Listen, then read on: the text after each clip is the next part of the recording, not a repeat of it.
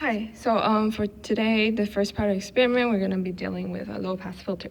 So a low-pass filter can be seen with a resistor connected in series with a capacitor, and we measure the voltage across the capacitor in order to understand the gain. The model predicts that for the schematic, we'll actually get sort of a decreasing curve. As you can see, in the solid line represents gain and the dotted line represents phase. So in general, it's a kind of decay, and the gain decays more linearly, whereas it decays more exponentially for phase.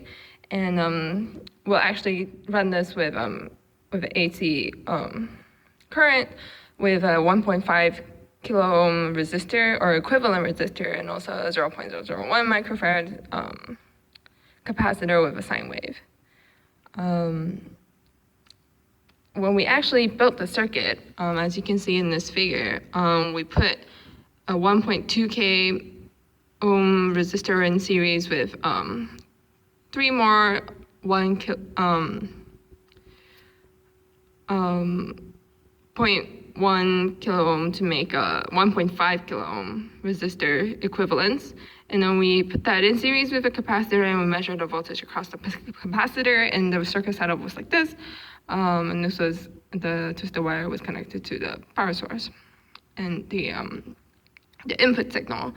And when we did that, we yielded a data capture that was very similar to the trends in our LT SPICE setup.